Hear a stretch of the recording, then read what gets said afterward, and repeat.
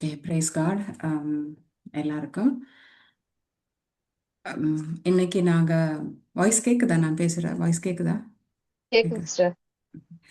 இன்னைக்கு தியானத்துக்கு எடுத்துக்கொண்ட பகுதி யோவான் அதிகாரம் 21வது அதிகாரம், இறைவார்த்தைகள் 1வது வார்த்தையிலிருந்து 14வது வார்த்தை வரைக்கும். இந்த வார்த்தையில முதலாவதா நாங்க பார்க்க போறது இன்னைக்கு இயேசு கலிலேயா கடலுக்கு வாராரு. இதே ஜெனசரேத்து கடல்னு சொல்லுவாங்க, திபேரிய கடல்னு சொல்லுவாங்க. இதே அப்படி சொல்லப்படுகின்ற இந்த கலிலேயா கடலுக்கு இயேசு வர்றாரு. யாரை பார்க்க வர்றாரு? அவருடைய சீடர்களை பார்க்க வர்றாரு. அப்ப இவர் அவருடைய வருகையை பற்றி அவர் சொல்லியிருக்கிறாரா? அவர் இந்த வருகையை பற்றி அவர் ஆல்ரெடி ஏற்கனவே அவர் சொல்லியிருக்கிறாரு. அவருடைய இறப்பிற்கு முன்பதாகவும் அவர் சொல்லியிருக்கிறாரு. மத்தேயு 26:32, நான் உயிர் தெழுந்த பிறகு உங்களுக்கு முன்பாகவே கலிலேயாவுக்கு போவேன் அப்படி என்று அவர் சொல்லியிருக்கிறாரு. அவர் உயிர் தெழுந்த பின்னாடியும் அவர் வானதுதர்கள் வழியாகவும் அவர் இயேசு பெண் சீடர்களுக்கும் அவர் சொல்லியிருக்கிறாரு, நான் உயிர் தெழுந்து நான் கலிலேயாவுக்கு நான் போகிறேன்னு சொல்லி சீடர்களுக்கு சொல்லுங்கள் அப்படின்னு அவர் சொல்றாரு. அப்போ சீடர்கள் கலிலேயா அந்த கடற்கரையில 7 பேரா இருக்கிறாங்க. அப்ப இதே கடற்கரையில பேதுரு இயேசுவோட இருக்கும் பொழுது 3 வருஷம் அவங்க இயேசுவோட இருந்திருக்கிறாங்க இல்லையா? எல்லா சீடரும் இயேசுவோட இருந்து இயேசுவோட உண்டு குடித்து அவரோட எல்லா இடங்களுக்கும் சென்று அவருடைய மறையுரைகளை கேட்டு அவருடைய புதுமைகளை கண்ணால பார்த்து அவர் செய்யக்கூடிய ஆச்சரியத்தக்க விதமான காரியங்களை எல்லாம் பார்த்து உணர்ந்து அவங்களுடைய டவுட்ஸை கேட்டு எல்லாவற்றையும் அவர்கள் இயேசுவோடு இருந்து அவரோடே அவர்கள் 3 வருஷமாக வாழ்ந்தார்கள். அப்ப அப்ப இந்த அப்பேற்பட்ட ஒரு உருவுக்குள்ளாக ஒரு நடுவில் என்ன நடக்குதுன்னா ஒரு பிரிவு வந்துருது. அப்ப இயேசு இதே கடற்கரையில ஆம், நடந்து வரும் பொழுது சீடர்கள் கப்பல்ல படகுல இருக்கும் பொழுது இயேசு அந்த நதியில் மீது நடந்து வரும் பொழுது பேதுரு என்ன சொல்றாரு? ஆண்டவரே, நானும் வரட்டுமான்னு கேட்கும் பொழுது அவர் வான்னு சொல்லும் பொழுது இதே கடற்கரையில பேதுரு நடந்து வராரு.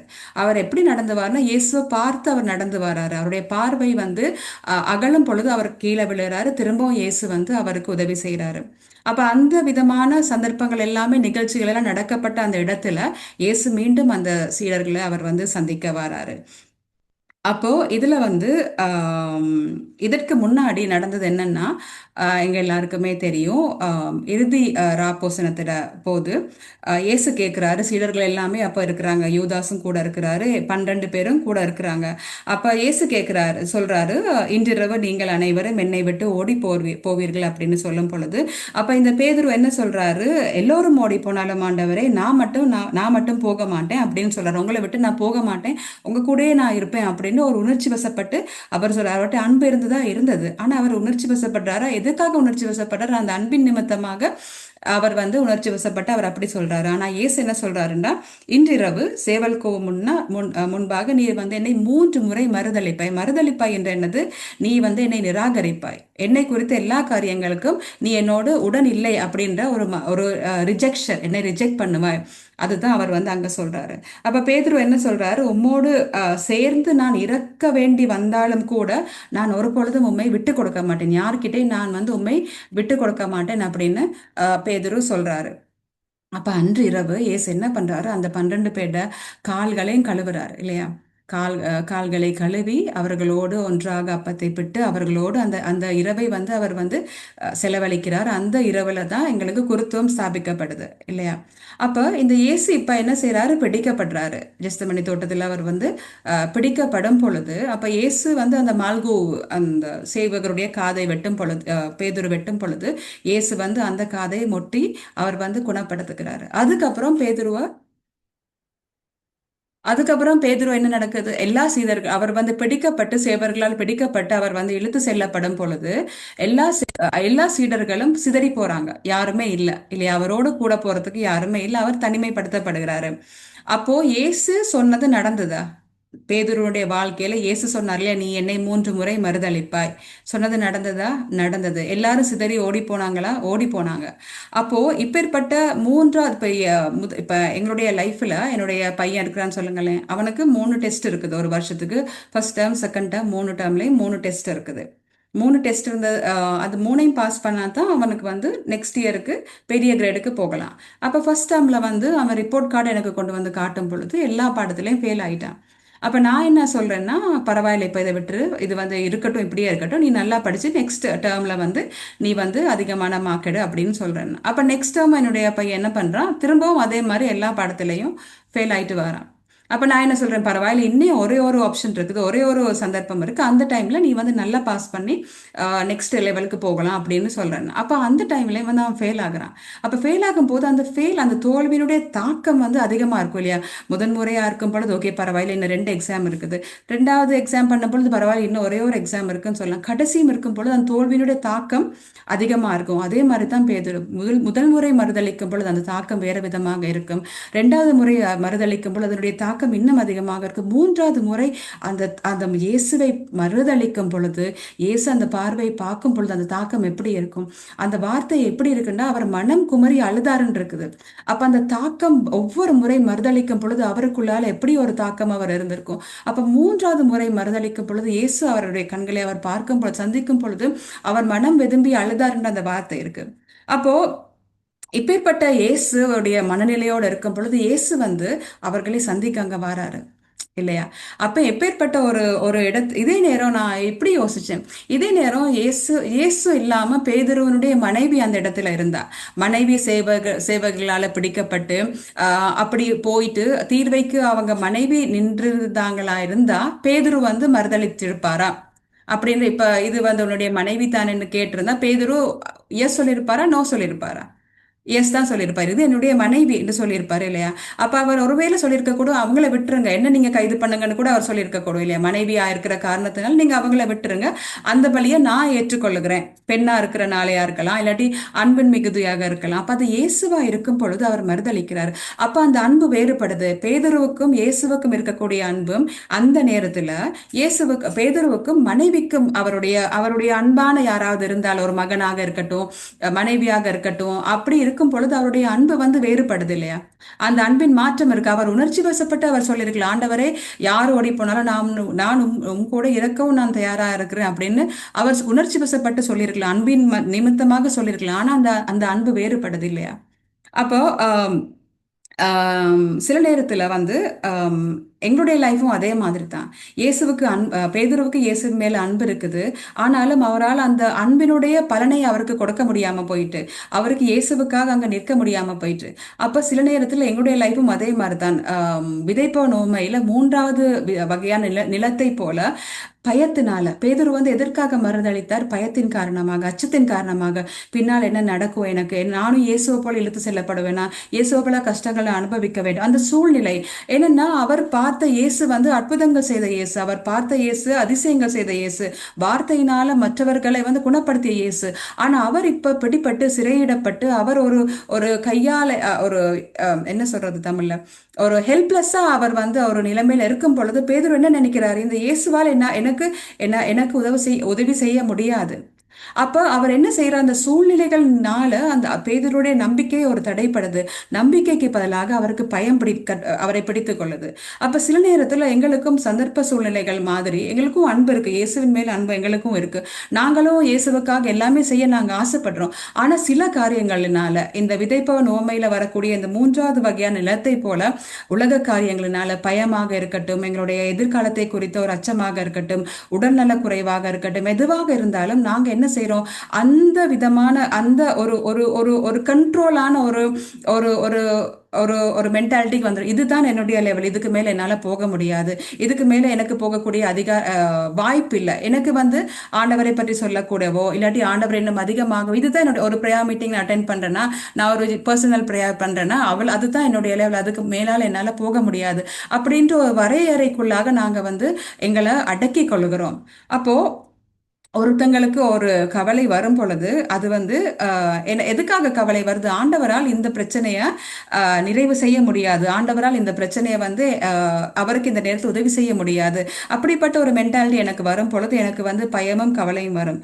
அப்ப எனக்கு அப்ப என்ன நடக்குமே, நம்பிக்கை வந்து குறைந்து போகும். எனக்கு நம்பிக்கை வந்து இறைவார்த்தையால நான் வந்து இறைவார்த்தை உபயோகித்து என்னுடைய பிரச்சனைகள் நான் நிவர்த்தி செய்யும் பொழுது எனக்கு இருக்கக்கூடிய நம்பிக்கையும், இறைவார்த்தையை நான் உபயோகிக்காமல் நானாக என்னுடைய சுய சுய புத்தியினால், என்னுடைய சுய பலத்தினால, இல்லாட்டி என்னுடைய யாராவது கொடுக்கக்கூடிய அறிவுரையினால, இறைவார்த்தைக்கு எதிராக இருக்கக்கூடிய அறிவுரையை நான் அதை பாவித்து அதை என்னுடைய பிரச்சனைகளை நான் வந்து நிவர்த்தி செய்யக்கூடிய ஒரு சந்தர்ப்பம் இருக்குமா இருந்தா இறைவார்த்தையை குறித்த நம்பிக்கை எனக்கு குறையும் இல்லையா? அப்ப நான் வந்து என்னுடைய சொந்த பலத்தை நான் சார்ந்து இருப்பேன், நான் என்னுடைய சொந்த அறிவை நான் சார்ந்து இருப்பேன்.